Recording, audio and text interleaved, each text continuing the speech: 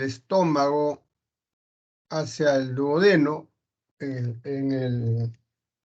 era directo, perdón, hacia el yeyuno era directo cuando se hablaba del Billroth 2. El inconveniente de esta anastomosis muy ancha, habíamos quedado, es que la comida acá no se va a procesar y va a pasar directo, y eso va a ser hiperosmolar. Por lo tanto, esto va a producir un fenómeno que se llama el dumping, el fenómeno del dumping, que consiste en que, como eres hiperosmolar, va a jalar agua del intravascular hacia el lumen intestinal para compensar la hiperosmolaridad. Y eso se va a comportar como si fuera un shock hipovolémico. Entonces, este dumping pues, son de dos tipos. Puede ser el inmediato, cuando inmediatamente tomado el alimento ocurre este fenómeno, o el tardío, cuando aparece después de 2 o 3 horas. Esta forma de anastomosis amplia también va a agravar este fenómeno de la asa ciega, porque el alimento no solamente va a venir hacia el asa distal, sino hasta el asa proximal. Entonces, también tenemos lo que se llama la I de Rux, ¿no? Cuando se hace una resección amplia, no alcanza, entonces al no alcanzar, lo que se va a hacer es una sección después del ángulo de Treitz, el distal se tracciona, se jala al muñón, se anastomosa, y la parte proximal se anastomosa más distalmente, una Y, por eso se llama I de Rux. Entonces, estas son las complicaciones que algunas de ellas ya le hemos mencionado. La diarrea, por supuesto, porque el alimento no se digiere. El estreñimiento, porque mala digestión. El dumping es la que ya les acabo de mencionar. Y también la gastritis crónica o la alcalina. ¿Por qué? Porque el estómago, la mucosa gástrica es muy débil, es muy lábil a la acción del alcalino, o sea, de la bilis. Entonces, como por esta asa va a retornar bilis, va a lesionar y va a producir gastritis o úlcera también, o úlcera del muñón. La recidiva úlcera es por lo mismo. La pérdida de peso, por supuesto, va a ocurrir en cualquiera de ellos. ¿Por qué? Porque ya no hay una buena digestión. Y la famosa esteatorrea, la grasa no se digiere porque la grasa recibe la acción de la bilis muy distante. Entonces va a salir grasa en las heces. Y la anemia también es la megaloblástica, o sea, las células, los glóbulos rojos grandes, también es entendible. ¿Por qué? Porque hay deficiencia del factor intrínseco, que es el que permite la absorción de la vitamina B12. Y la deficiencia de la anastomosis, pues la anastomosis se puede soltar, se puede abrir y hacer una fístula, ¿no? Luego el síndrome del asa aferente, lo que les decía es cuando ocurre entre el duodeno que tiene un fondo de saco. Estas son las complicaciones ya mencionadas, ya descritas, y nos vamos a la úlcera péptica duodenal. Acabamos el estómago y nos vamos al duodeno. El duodeno, a diferencia del estómago, no tiene tanta defensa. En el estómago hemos descrito pues defensas a nivel preepitelial, epitelial y posepitelial. Acá solamente hay dos defensas: la presencia del bicarbonato del páncreas y la bilis y el jugo duodenal. Esa es la defensa, más o menos 50% cada uno. Es muy frecuente en la primera porción, y de los cuales solo el 5% en el postvulvar, o sea, pasando el píloro. La etiología, lo más importante, es el aumento de la secreción ácida y pepsina en el cuerpo y fondo gástrico. Esta es la razón de la úlcera duodenal, mucho ácido. Y también seguimos manteniendo que hay un gran porcentaje de Helicobacter pylori, el 95% en las úlceras descritas, y la presencia de Lynes, ¿no? Esos son los 3 factores etiológicos más importantes en la úlcera duodenal. En lo que se refiere a la patología, aumento del ácido clorhídrico por hiperplasia de las células parietales, o sea, cuando hay mayor número de células parietales, va a haber, por supuesto, un mayor aumento de del ácido clorhídrico y eso va a ocasionar una úlcera duodenal. Falla del mecanismo inhibitorio de la gastrina, también las hipergastrinemias, o sea, los tumores, que va a producir pues una elevada cantidad de gastrina, de ácido clorhídrico por acción de la gastrina.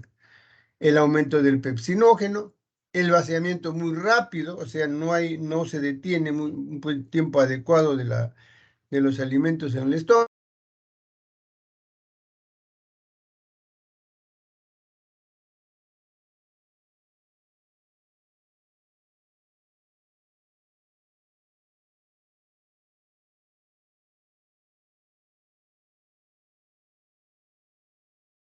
Doctor,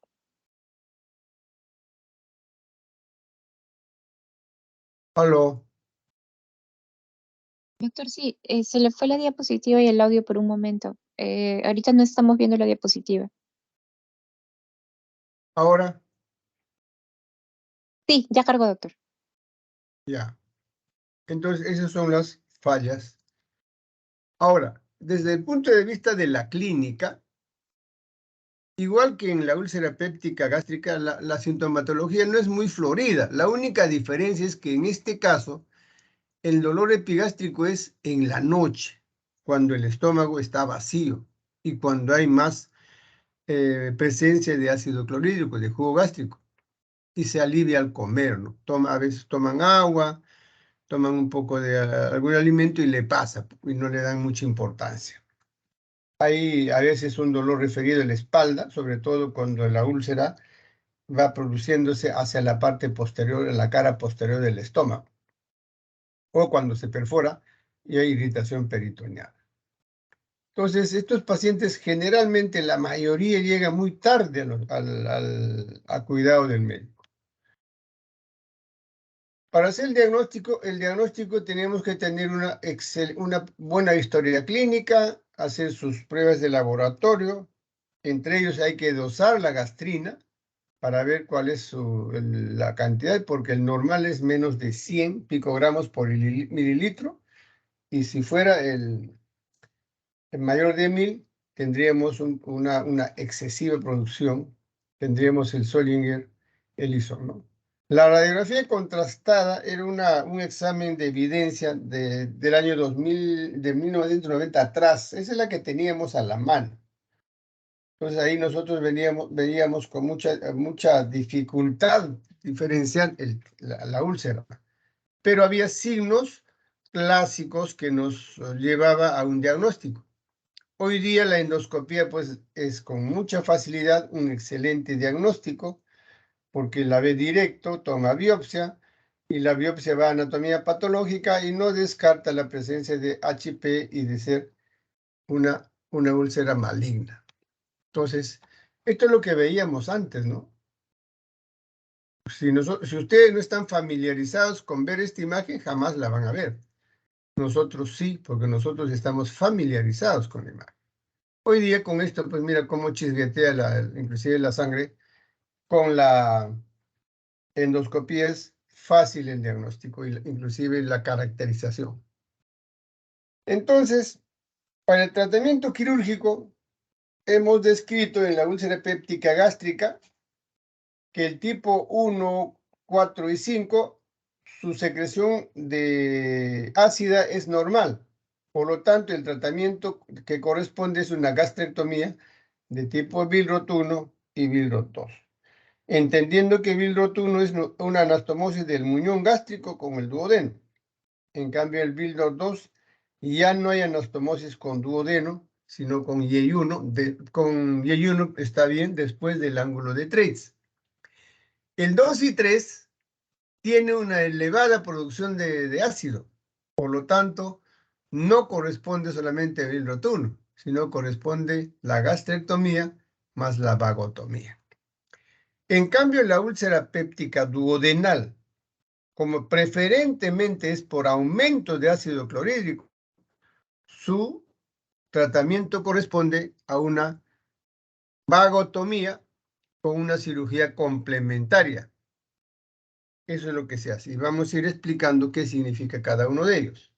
Pero para entender, tenemos que describir qué cosa es el vago.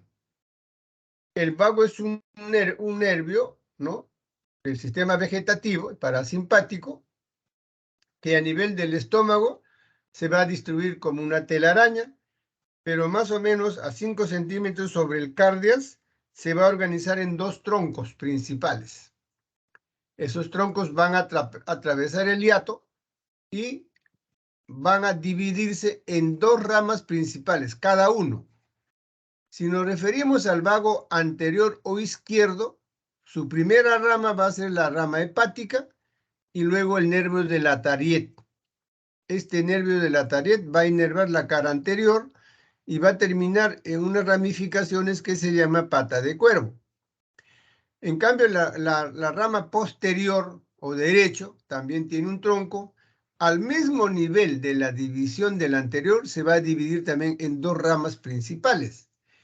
El nervio celíaco, que va a ir al tronco celíaco, al ganglio celíaco, y el nervio latariet posterior. Este latariet posterior va a inervar la cara posterior del estómago con sus ramitas y también termina, igual que el anterior, en la pata de cuervo posterior, que va a inervar la zona antropilórica. Entonces, esa es la distribución del vago. Acá hay que tener presente a este nervio que se llama nervio criminal de Grassi. Este nervio es un nervio aberrante. Es un nervio que aparece a veces de la rama posterior y se pasa a la cara anterior.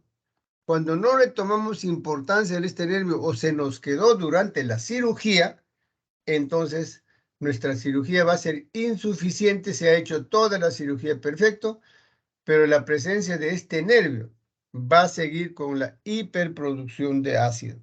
Por eso se llama nervio criminal o asesino de Grassi. Este es un enemigo de los cirujanos. Entonces, esa es la descripción del vago. ¿Y por qué la describimos? Porque de ahí viene la importancia de la vagotomía. La descripción que les acabo de comentar está descrito aquí. Cuando lo quieran revisar, revisan y van a ver exactamente lo que estoy explicando. Bien, entonces, vámonos a lo que significa vagotomía. Vagotomía, sección del nervio vago interrumpiendo el impulso nervioso motor. Y una vez que hemos seccionado ya no pasa nada, se queda denervado. Ya no, esa parte ya no va a recibir la acción del vago, o sea, la acción motor. Y hay de 3 tipos de vagotomía: el troncular, el selectivo y el ultraselectivo.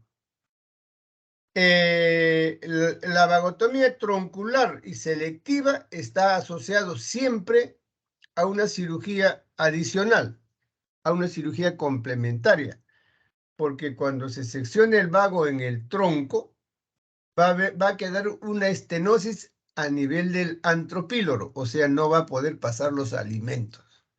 Por lo tanto, tenemos que hacer una cirugía complementaria. Pero cuando hacemos la ultraselectiva, ya no, porque en la ultraselectiva, ese nervio de la pata de cuervo, que es esta se respeta. Y por lo tanto, va a quedar denervado solo el estómago y no va a necesitar cirugía complementaria. ¿Cuándo se va a hacer vagotomía? Cuando no hay respuesta al tratamiento conservador, o sea, las medicinas tradicionales, por lo menos durante 2 años. Cuando hay intolerancia a los fármacos, o sea, no tolera los fármacos. O cuando no se niega a recibir tratamiento. No, yo no quiero tomar, no puedo tomar, por múltiples excusas. O en todo caso, cuando hay una recurrencia 1, 2 veces o 3 veces de la úlcera que se ha tratado adecuadamente. Y también cuando hay perforación de la úlcera péptica o hemorragia de la úlcera péptica. A veces en estos casos de emergencia es muy difícil y muy peligroso hacer una gastrectomía, una vagotomía porque demora mucho. Entonces queda derivado para otro momento. Solamente cuando es perforación, se hace el parche de Graham y posteriormente se someterá a la vagotomía. O cuando hay hemorragia, igual se hace la hemostasia y posteriormente será la vagotomía porque en ese momento de emergencia no se puede hacer las dos operaciones. Entonces, vamos a la vagotomía troncular. Hemos dicho que al mismo nivel, tanto la anterior como el vago posterior se divide, el anterior en el nervio hepático, el posterior el nervio celíaco. La sección se hace en la vagotomía troncular sobre ellas, arriba. Inclusive esto se hace ya a nivel del tórax, por lo menos a 4 o 5 centímetros del cardias, arriba. Por lo tanto, al ser seccionado el vago acá, todo lo amarillo queda pues denervado. Ya no funciona el vago, ya no funciona la pata de cuervo y esta parte del antro pilórico queda estenosado, queda cerrado. Pero no solamente eso, va a quedar totalmente denervado la vesícula, el hígado. Y también va a quedar denervado por el plexo celíaco. Y si recuerdan ustedes, del plexo celíaco va a salir todos los nervios que enerva el parasimpático al intestino delgado, al páncreas. Entonces vamos a tener una atonía intestinal. Entonces el remedio no es tan bueno. Por lo tanto, vino otro grupo de cirujanos y dijeron, aquí estamos haciendo mal el tratamiento, mejor la seccionamos por debajo de las ramas principales. Vamos a dejar libre al nervio celíaco, por lo tanto ya no comprometemos al intestino delgado, ya no comprometemos al hígado ni a la vesícula. Pero esta sección también, si bien es cierto, se ha denervado el estómago, va a comprometer a la pata de cuervo, se va a quedar estenosado.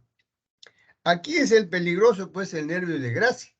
A veces se hace esta sección, el nervio de Gracie sale acá y se queda en la parte posterior y se malogró la cirugía. Entonces, esta vagotomía selectiva también va a necesitar una cirugía complementaria a este nivel, porque se ha denervado en la pata de cuervo y no hay el motor. Ahora se queda estenosado, se queda colapsado. Y por lo tanto vamos a tener que hacer las cirugías complementarias, tanto en la vagotomía troncular como en la cirugía, como en la selectiva. Entonces, ¿en qué consiste la cirugía complementaria? Tengo que, pues, canalizar, abrir el canal que está cerrado. ¿Qué se hace? Se secciona el píloro, todas las paredes, y se hace una anastomosis transversal. Entonces queda abierto. Esta es la técnica de Heinig-Mikulicz. Vino otro autor, el Finney, y dijo, por supuesto acá probablemente quedaba o siempre queda una estenosis, un pequeño canal muy pequeño de pasaje. Entonces Finney lo que hacía es ampliar las incisiones tanto al antro como al duodeno y hacía un pasaje más grande. Luego viene Habulay y Habulay dice, no, yo no me meto con el píloro, ahí lo dejo. Hago una incisión en el antro, una incisión en el duodeno y hago mi pasaje directo, mi bypass directo. Estas son las cirugías complementarias, también llamadas cirugías de drenaje. Luego viene la cirugía ultraselectiva. Esta cirugía ultraselectiva es bastante trabajoso y es muy bueno, porque solamente vamos a tener un gran trabajo de identificar cada ramita que entra al estómago, todas las ramas que entran al estómago. Y acá está la pata de cuervo. Esta pata de cuervo vamos a respetarla. ¿Se acuerdan de la incisura angular que está a este nivel? Esa muesquita que inclusive da inicio al antro. Hasta ese lugar, que más o menos está de 6 a 7 centímetros del píloro. Hasta ahí vamos a denervar solamente las ramas que entran al estómago. Ya no se toca más. tanto en el vago anterior como el posterior. Y si vemos esta imagen es muy demostrativo. Acá tenemos el vago anterior, ya está seccionado las ramas que ingresan, y nos está mostrando el vago posterior o la taret posterior, y va a seccionar todas las ramitas igual, uno por uno. Y la técnica es esta, ¿no? Se pinza los dos y se liga y se retira una porción. Luego, para que quede seguro, lo que se hace es peritonizar el estómago y queda la pata de cuervo, ya no necesita cirugía complementaria. ¿Qué complicaciones tiene la vagotomía? Atonía gástrica, por supuesto, porque no tiene el motor. Disfagia, porque podemos lesionar y va a haber cierta alteración del cardio. Alteraciones de la motilidad y metabolismo intestinal, por lo que les decía, en la vagotomía troncular y en la vagotomía selectiva, le estamos quitando la inervación. Y la hipotonía vesicular, a veces con cálculos, ¿no? La hernia del hiato, por lo mismo, al momento de hacer la vagotomía, podemos lesionar los pilares. Bien, entonces, terminamos con la úlcera péptica y la vagotomía y vamos a revisar lo que es el tumor maligno o el adenocarcinoma. Para esto necesito que ustedes estén bien ubicados en la histología porque es muy importante. La mucosa va a terminar en la capa muscular de la mucosa y la mucosa tiene primero un componente epitelial, el epitelio. Este epitelio descansa sobre el corion o lámina propia y ahí están las glándulas gástricas. Y recordar también que el epitelio tiene una membrana basal, una estructura importante microtubular. O sea que estas células están aseguradas, están adheridas a la membrana basal. Este concepto es importante. ¿Por qué? Porque si vamos a revisar tumor gástrico, adenocarcinoma, el cáncer comienza acá. Y de acá va a ir ingresando hacia la profundidad de la pared hasta traspasarla. Entonces tenemos la siguiente capa, la muscular de la mucosa, la submucosa, la capa muscular. También tenemos que tener presente desde el punto de vista histológico para evaluar cáncer, esta capita de tejido conjuntivo laxo que se llama subserosa y sobre ella descansa la capa serosa, el peritoneo, las células planas. Entonces, si nosotros entendemos esto, va a ser fácil entender lo que es la progresión del tumor en la pared del estómago. También es necesario saber qué cosa es metaplasia. Metaplasia. Cambio del epitelio gástrico por otro epitelio de otro órgano, en este caso intestino delgado o intestino grueso. Pero esos epitelios que se están produciendo dentro de la mucosa gástrica son epitelios normales. Y aquí tenemos dos tipos de metaplasia. El tipo 1 completo es cuando en la mucosa gástrica aparece epitelio intestinal delgado con todas sus características. Completito, no le falta nada. En cambio, el tipo 2 o incompleto, es cierto que es epitelio de intestino delgado, pero ya está perdiendo algunas características, entre ellos las microvellosidades. Por lo tanto, este es al que se le relaciona con que esta metaplasia pues, puede malignizarse. Y el tercero, o metaplasia del tipo 3, es cuando en la mucosa del estómago, por el proceso irritativo constante, aparece mucosa colónica, ¿no? O sea, con gran cantidad de glándulas del hígado. Esta es la metaplasia, que es diferente del término displasia. El término displasia es totalmente diferente. Aquí ocurre cambio estructural.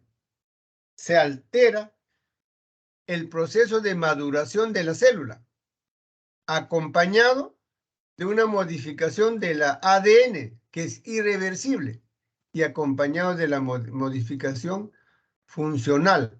O sea, se transforma a otra célula con otras características de crecimiento rápido e infiltrante. Entonces, se degenera y tenemos las neoplasias. Por lo tanto, las células displásicas sufren proliferación, alteración de la tipicidad celular, afectando el tamaño, la forma, la organización celular y fisiología. Ese es displasia. Ya la displasia ya tiene carácter de cáncer. Estos son de 3 tipos: el bien diferenciado, el moderadamente diferenciado y el pobre diferenciado. ¿Y de qué se trata? El bien diferenciado es porque la célula ya más o menos está dejando de ser célula normal. El moderadamente diferenciado, ya la alteración es mucho más significativa. Y el pobremente diferenciado ya no se parece nada a la célula gástrica, es otra cosa, de crecimiento rápido y, como repito, con carácter infiltrativo. Esa es la displasia. Dicho esto, nos vamos a algunas revisiones bibliográficas. La mayoría de las neoplasias es del epitelio o glándula gástrica.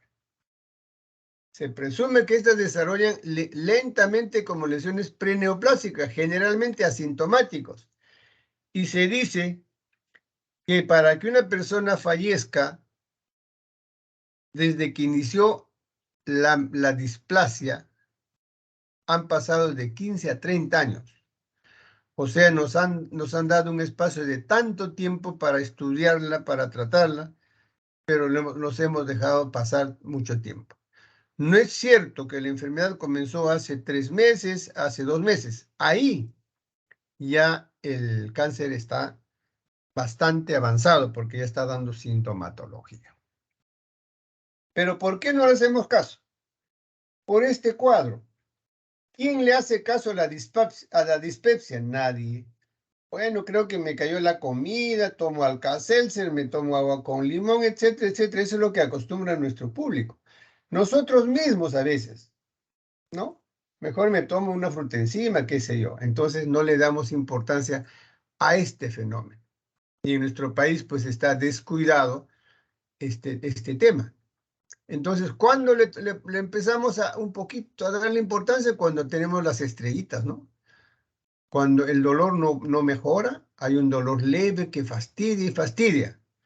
O cuando hay esta deposición negra, doctor, vengo porque estoy haciendo deposiciones negras como brea. Este se llama melena. Eso significa que hay un sangrado importante en el estómago o el duodeno, se ha digerido. Como se ha digerido, la sangre, que es roja, ya no tiene coágulo, se ha convertido en un desecho, y esa es la melena. O cuando ya no puede comer, tiene dificultad, hace 2 meses solamente estoy tomando agüita, no puedo comer, etcétera, y por supuesto va a ir acompañado de pérdida de peso. No olvidar que la neoplasia gástrica comienza como una pequeña lesión curable. Entonces, ¿quién es el responsable? El médico. Siempre y cuando el paciente llegó al control médico. Por supuesto, si el paciente nunca llegó, no somos responsables. Pero si nosotros estamos viendo un paciente que nos dice, doctor, me duele hace meses, está que me duele, y no le damos importancia, no le hacemos la endoscopía, somos responsables de este tratamiento, de esta lesión, que podría ser todavía curable, y lo hemos dejado avanzar. La mejor profilaxis, ¿qué es? La detección precoz, rápido, ahorita. ¿Para qué? Para que se haga un tratamiento adecuado, curativo. Si no, no hay tratamiento que valga. Dentro de las agrupaciones, hay varias formas de agrupar. Una de ellas, los tipos histológicos, que es el adenocarcinoma tubular, o sea, glándula, ¿no? Acá se agrupan en bien diferenciado, en moderadamente diferenciado y en poco diferenciado. Ya sabemos que esto, las células tienen más o menos características normales. En el segundo, las células ya pierden la característica normal, está un poco avanzado. Y en el tercero ya es otra cosa. Este es el más grave. Este tiene ya mal pronóstico. Y tenemos acá un desarrollo especial de cáncer que se llama adenocarcinoma de células en anillo de sello. ¿Pero por qué se llama así? Porque nuestros histólogos, nuestros maestros que han estudiado, veían a esta célula como si fuera un anillo romano, ¿no? Como un anillo romano. Entonces, el anillo romano, si se acuerdan, tiene esta característica y tenía un sello en la parte expuesta del dedo, donde le echaban salivita y ponían el sello en el papel. Por eso se llama adenocarcinoma celular en anillo de sello. Entonces, nuestros semiólogos le pusieron ese nombre. Este tipo de cáncer es totalmente malo, muy agresivo, muy maligno. Y hay otro también que es muy agresivo, el anaplásico. Anaplasia significa deformación total, infiltración total. Es otro grupo de células. Y luego, Laurel nos hizo dos clasificaciones, también muy bonitas, muy prácticas para recordar. Y estaba basado en que entre célula y célula hay una unión perfecta. Nada pasa por acá. Cuando esto cede, ocurre este fenómeno, se separa, entonces por acá va a haber la disrupción, la infiltración del cáncer que comenzó en este epitelio. Entonces, por eso le llamamos el tipo intestinal o expansivo, cuando está completo la pared, y el infiltrante, que es más malo, cuando la pared se separa y la infiltración es mucho más fácil. Luego tenemos la clasificación, ahora ya unificada a nivel internacional. Antes, tanto los japoneses, los europeos, los americanos, clasificaban el cáncer de acuerdo a su gusto y era un desorden. Pero en el 2010 se reunieron, hicieron las paces y dijeron vamos a hacer una clasificación para que todos hablemos el mismo idioma. Y le llamó TNM, en el cual la T significa la presencia y la evolución del tumor, en este caso en la pared gástrica. Pero esta TNM se hace para todos los tipos de cáncer, por si acaso. ¿Y la N qué significa? ¿Qué ganglios ya han sido tomados? Y la M, si el cáncer primario está en el estómago o ya está lejos, por decir hueso, pulmón, hígado, etc. A eso se refiere la TNM. ¿Por qué les dije que es importante saber la histología? Por esta clasificación TNM. La T, que es tumor primario que no se puede evaluar, no se puede ubicar. T0, no hay tumor. Conocer este concepto es importante, por eso les he traído el epitelio que estaba dibujado en la primera lámina del tumor. Acá tenemos el epitelio, tenemos la membrana basal. Cuando el cáncer comienza, va a comenzar acá y se llama cáncer in situ o early cáncer. El cáncer siempre va a comenzar en el epitelio o en el epitelio glandular, en cualquiera de ellos. Entonces, pero el cáncer no ha pasado ni siquiera la membrana basal. Sería muy importante que detectáramos el cáncer a este nivel, entonces se saca el pedacito de estómago y ya estamos curados. A eso se llama el early cáncer o cáncer in situ y se le identifica en la T como TIS o TIS. Cáncer in situ. In situ cáncer, ¿no? Siglas en inglés. Cuando decimos T1, el cáncer ya no está acá. Ya pasó al corion, ya pasó la membrana, la muscular de la mucosa y está en la submucosa. Ya se infiltró adentro en la pared gástrica. Y el T1 se divide en dos.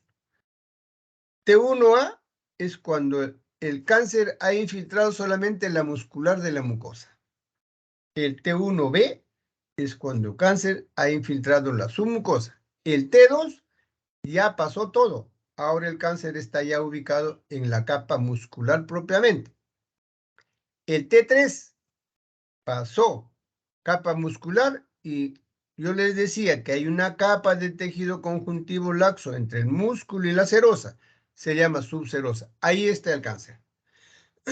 Y T4 cuando ya pasó todas las capas y ya está en el peritoneo fuera del estómago. A cuando solamente está en la serosa y B cuando ya está en los órganos vecinos. Si nosotros revisamos esta lámina es exactamente lo que les acabo de mencionar. Vamos a ver que esta capita es la membrana basal. Cuando el cáncer está en el epitelio, este es cáncer in situ. T1, ¿qué ha invadido? Muscular de la mucosa. T1A.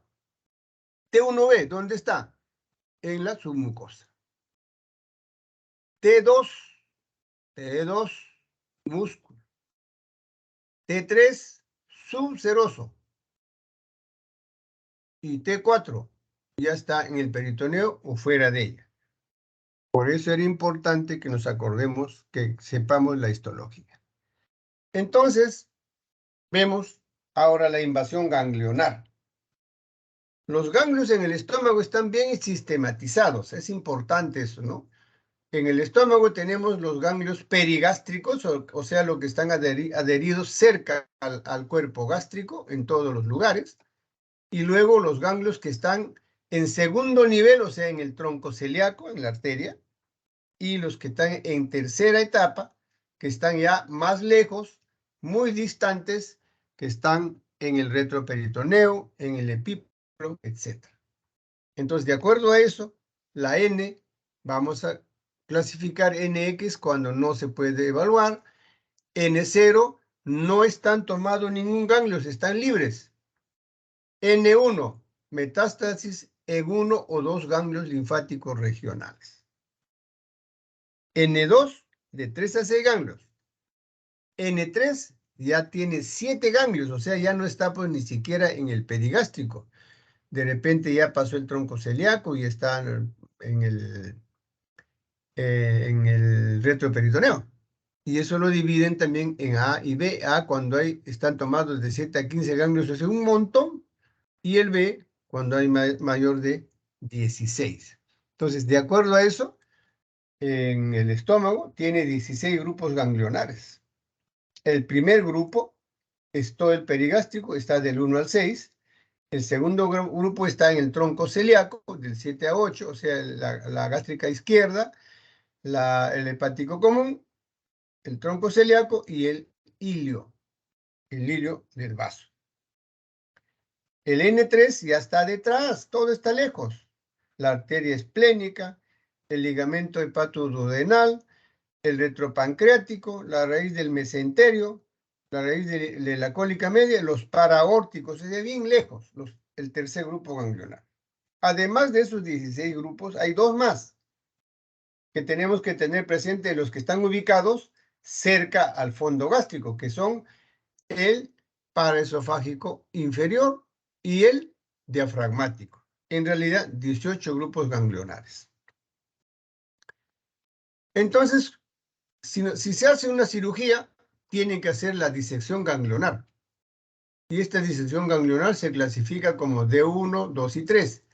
D1, cuando el nivel está en el perigástrico. Por lo menos retirar de 1 a 6 ganglios. D2, ya está en el tronco celíaco, de 7 a 10 ganglios. Y D3, cuando está ya en el retroperitoneo, aorta, etc. Cuando se hace cirugía, también se tiene la opción de cómo interpretar, cómo comunicarnos. Entre ellos tenemos lo que se llama R1. Se ha resecado un tumor y se manda la pieza operatoria al patólogo. Y el patólogo nos responde. bordes de la pieza operatoria sin compromiso de cáncer microscópico, o sea, no hay nada, está libre. Entonces lo hemos curado, tendrá una larga vida. Pero a veces, como nosotros tenemos la costumbre de extirpar el tumor de los bordes del tumor a 5 centímetros en forma radial, o sea, no lo sacamos al borde del tumor, sino 5 centímetros lejos, en todas las direcciones. Pero el patólogo en su informe nos pone márgenes de la pieza operatoria con presencia microscópica de neoplasia. No la vimos, no nos pareció, lamentablemente, mal pronóstico. O el R2, nos encontramos con un tumor y no la podemos sacar, sacaremos parte. Estas son las formas de interpretar el resultado de las cirugías. Y la M, pues, es metástasis, ¿no? M0 no hay metástasis y M1 metástasis a distancia. Luego también introdujeron, ya en 2010, esto no existía antes, el grado histológico, o sea, el bien moderadamente o pobremente diferenciado.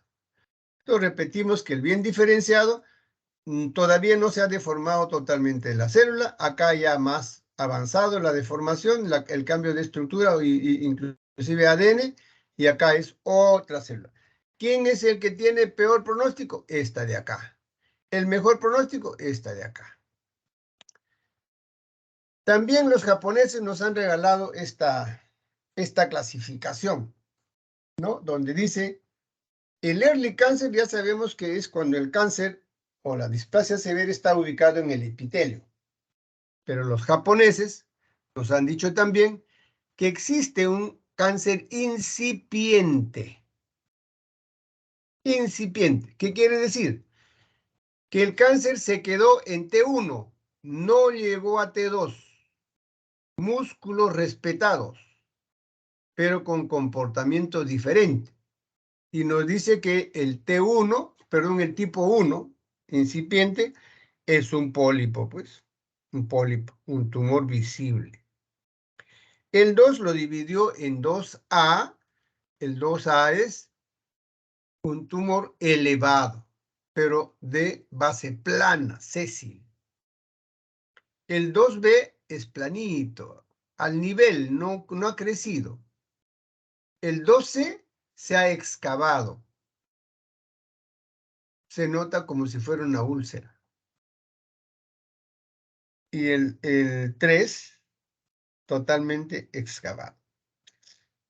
Pero todos respetan la capa muscular. Quiere decir que el tumor no ha infiltrado el músculo. A eso le llaman cáncer incipiente. Otra clasificación que tenemos que tener en cuenta son de los endoscopistas y se llama Borman, porque Borman lo hizo la clasificación. Hay del tipo 1, 2, 3 y 4. Este es de visión, de evaluación clínica, macroscópica. Ellos lo ven y nos dicen Borman 1 cuando ven un tumor frondoso, grande. Pero este tumor es grande. Cuanto más grande va creciendo, hay insuficiencia arterial, no le llega sangre y se necrosa. Entonces se hace una úlcera. Borman 2, ulcerado. Y así como va necrosándose, va infiltrando, pues, va produciéndose la famosa T. Y ya está infiltrando el músculo, pero solamente a su alrededor, a la vecindad. Y en el Borman 4, no solamente está infiltrando la base, sino todas las capas. Es un desordenado. Este es el famoso anaplásico. Este es, por supuesto, el peor pronóstico. Acá están desde el punto de vista de endoscopía. Este es el Borman 1, mira el tumor. Borman 2, úlcera. Borman 3, infiltración local. Y el 4, todo blanco. Todo infiltrado. ¿Cómo vamos a hacer el diagnóstico? Por supuesto, una buena historia clínica, sus análisis hematológicos. El test de pepsinógeno ayuda para ver el estado de la mucosa gástrica. Hay que buscar la presencia del HP. Ya desde el inicio les decía, el HP es precancerígeno. hay que dosar el antígeno carcino embrionario, pero no como diagnóstico, sino para control posterior. Y también se puede dosar estos marcadores, que es el HER2, tanto para las proteínas como para el ADN. Y lo mejor, y probablemente el que mucho ha ayudado, no solamente en el diagnóstico, en el tratamiento, tiene una acción, es la endoscopía. Porque con ello lo miran, lo estudian, le toman la biopsia en varios cuadrantes y mandan al patólogo, y el patólogo nos va a decir inclusive qué tipo de cáncer es. Entonces, ¿la ecografía ayuda? No ayuda mucho. ¿La radiografía ayuda? Un poco, ¿no? Poco. Quizás para ver metástasis, sobre todo en pulmones. La que mucho ayuda es la tomografía, sobre todo, y la resonancia también. Y ahora tenemos el famoso PET y el PET scan. El PET es una cámara que crea imagen, recolecta la sustancia radioactiva que ha sido inyectada, pero no precisa bien. Por lo tanto, lo asociaron a la tomografía, ahora se llama PET scan. Esto sí nos da la imagen detallada y inclusive puede detectarse el tumor menos de 5 milímetros. Miren cómo era la radiografía. Radiografía tenemos que describir que esta imagen tiene una imagen como comido de ratón o como comido de manzana, etcétera, etcétera, ¿no? Imagen por adicción. Pero hoy día, pues, mira, con la tomografía se ve toda la infiltración de la pared, el grosor de la infiltración, y además podemos ver hasta las metástasis, ¿no? Que es mucho mejor. El tratamiento hoy día ha mejorado enormemente desde hace 15 o 20 años atrás, por 6 factores. Primero, por la tecnología, la endoscopía. Segundo, porque se maneja mejor la profilaxis antibiótico. Tercero, se da mucha importancia a la alimentación del preoperatorio y a la hidratación. Cuarto, diagnóstico laparoscópico para estadiaje. 5, ya el paciente se maneja en una unidad de cuidados intensivos, porque es una cirugía muy amplia. Y 6, los cirujanos, los oncólogos, han mejorado enormemente su conocimiento sobre la historia natural de la enfermedad y los tratamientos. Entonces, hoy día ha mejorado mucho. Este cuadrito es bastante importante. Yo creo que me quedo feliz si ustedes se acuerdan de este cuadro. Muy importante. Situación clínica: hiperalimentación e hidratación. Diagnóstico laparoscópico terapéutico, hay que hacer el estadiaje. Entonces tenemos varios pasitos. Primero, ¿hay posibilidad de recesión? Pocas. Se reseca no en forma segura, pero se complementa con radioterapia o quimioterapia. Segundo, es un tumor que se puede hacer quimioterapia y radioterapia antes de la cirugía. ¿Para qué? Para disminuir el tamaño del tumor y para evitar diseminación. Perfecto, se llama cirugía citorreductora. Esta es curativa. El otro grupo, se puede hacer, ¿está obstruido? Sí, señor. No le puedo tocar el tumor, pero está obstruido, no pasa la comida. Entonces hago una cirugía derivativa. Anastomosis de estómago con ayuno. Voy a resolverle su obstrucción y mi paciente se va a morir comiendo y en el tiempo que le corresponde. Y el tercero, totalmente inoperable. Por favor, no tocar. Porque lo tocan, no, yo le hago y lamentablemente tocan mucho, pero ese mismo día se muere el paciente. La cirugía debe hacerse para el beneficio del paciente, no para gloria del cirujano. Entre los principios oncológicos, lo importante es que el oncólogo tiene que ser un anatomista experto, porque está jugándose con todas las estructuras importantes a nivel del estómago y lo que rodea el estómago. Y ¿Para qué hay que hacer la cirugía? Para preservar la calidad de vida y prevenir complicaciones. Objetivo que debe ser curativo, debe tratar de resecarse todo el tumor en lo posible y este concepto, ¿no? Si tengo el tumor de este tamaño, tengo que hacer una incisión a 5 centímetros lejos. Ese es lo que debe hacerse. Y hacer también una buena extirpación de los ganglios. Esos son los objetivos. Si nosotros vemos esta lámina, vamos a ver que una resección del antro es pequeña y yo reseco acá y este muñón me va a alcanzar para anastomosar al duodeno. Pero si yo reseco acá, ya no me alcanza. Entonces de ahí va a venir las variaciones de la cirugía. Y el Billroth que yo les he explicado ya en el estómago, en la úlcera péptica, el Billroth 1, cualquiera de las variedades. Pero todos son Billroth 1 porque primero el alimento llega a procesarse en el estómago y pasa al duodeno.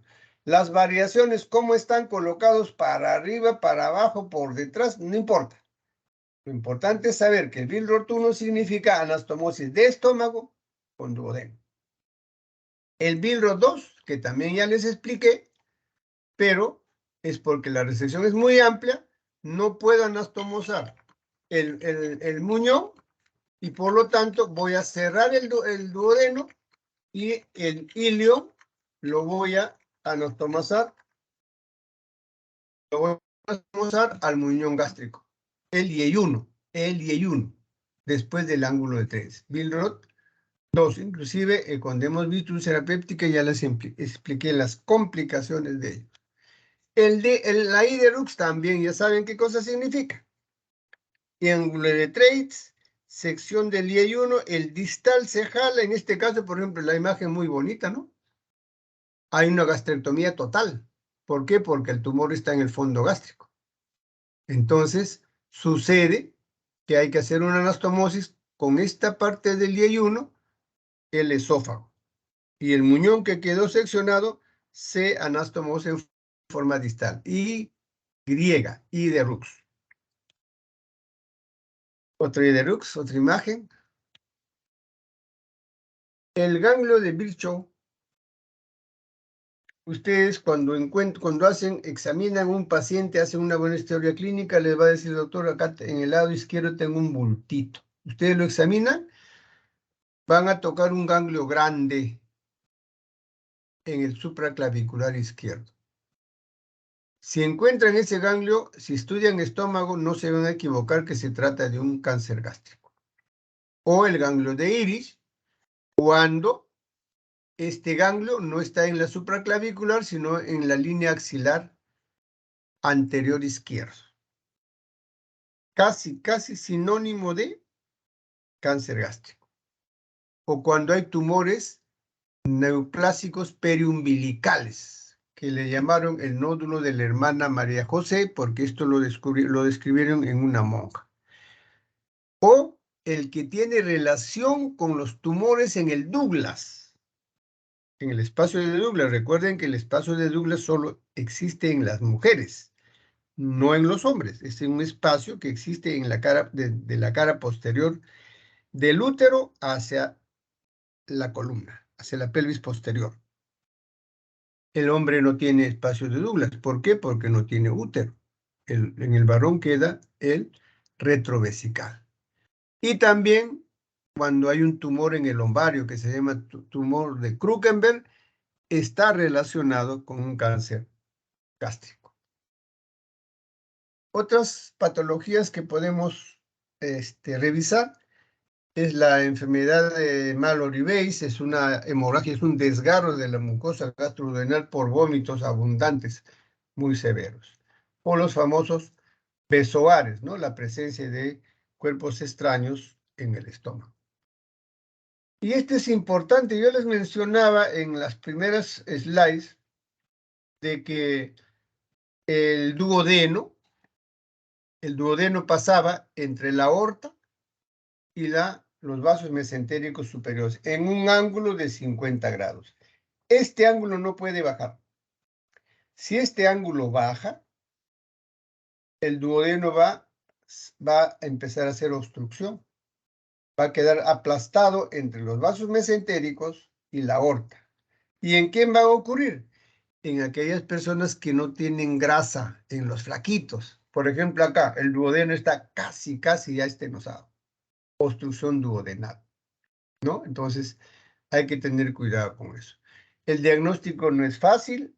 Generalmente una tomografía, ahora no, sí se puede hacer con la tomografía, con la endoscopía también. El tratamiento inicialmente es procurar que gane peso. ¿Para qué? Para que aparezca la grasita y este ángulo se abra, ¿no? En el tratamiento quirúrgico hay que hacer una duodeno y ayunostomía. Bien, chicos, con esto terminamos nuestra clase y preguntas.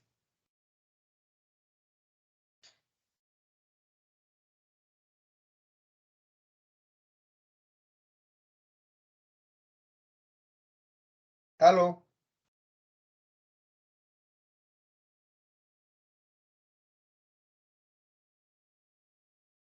¿Están o no están? Sí, doctor. Sí, doctor. ¿Todo está Sí, claro? doctor. ¿No hay ninguna pregunta?